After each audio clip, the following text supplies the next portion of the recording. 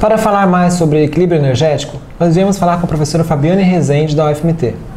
Olá, professora, muito obrigado pela sua participação. Agradeço o convite. Professora, como deve ser a alimentação de uma pessoa para que ela não tenha um desequilíbrio energético, nem para mais nem para menos? Bom, de maneira geral, a pessoa deve fracionar a refeição, né, a alimentação 5 vezes ao dia, comendo a cada 3 horas, para evitar ter muita fome antes das refeições. Fazer uma moderação entre a quantidade que é servida e a escolha de alimentos que são mais saudáveis, ou seja, com mais baixo teor de gordura e que sejam isentos de açúcar ou com pouco açúcar, se for o caso. E com que frequência as pessoas podem consumir alimentos com açúcar, com gordura?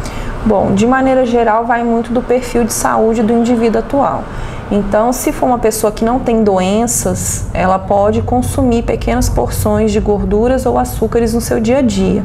Então, é uma manteiga que se passa no pão, né? Uma sobremesa em pequena quantidade que às vezes surge após o almoço, ou uma pequena quantidade de açúcar que vai no café.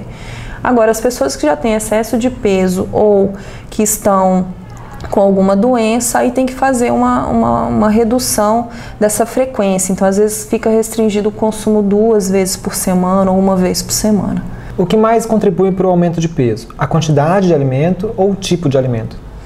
Bom, na verdade, o controle do peso corporal ele depende de variáveis que envolvem não só a alimentação, mas a questão da atividade física também. A pessoa ela tem que manter um equilíbrio entre as calorias que ela ingere durante um dia e aquilo que ela gasta durante o dia.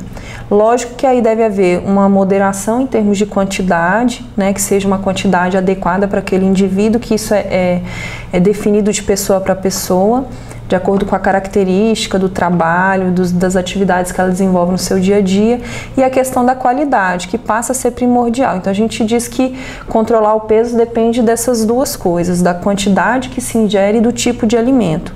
Como a gente falou, os alimentos mais ricos em gorduras, né, ricos em açúcares, eles vão gerar um aumento de calorias. Então a pessoa acaba ingerindo um excesso muitas vezes através desses alimentos. Então é um balanço entre o que se consome, a quantidade que se consome e a atividade física que se desenvolve no dia a dia. E de que forma a atividade física contribui para a manutenção do equilíbrio energético?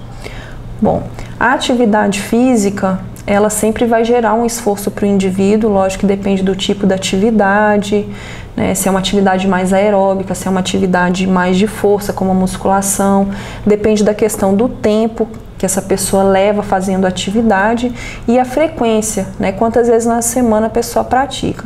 Mas de maneira geral, a atividade física, ela já vai implicar um gasto energético mais alto, tá? Quando feita de forma regular.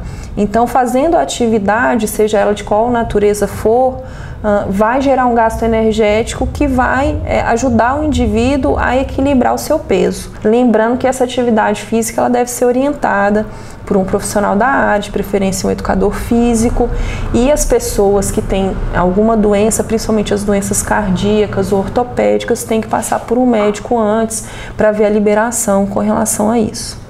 Bom, a gente tem que lembrar que a atividade física, além desse gasto energético, ela traz modificações cardiorrespiratórias. Então, isso melhora de maneira geral a qualidade de vida do indivíduo, tá? Ele fica mais bem disposto para as atividades diárias, seja subir uma escada, abaixar para pegar algum objeto, tá? Uma caminhada que ele tem que fazer e o bem-estar, né, mental que a gente diz, que a gente sabe que durante o exercício físico são liberadas substâncias que ajudam nesse bem-estar mental. Então o exercício físico ele pode ter um caráter preventivo para quadros depressivos, pode ajudar a controlar a ansiedade, melhorar e equilibrar a questão do sono, desde que esse exercício seja feito de forma regular, tá?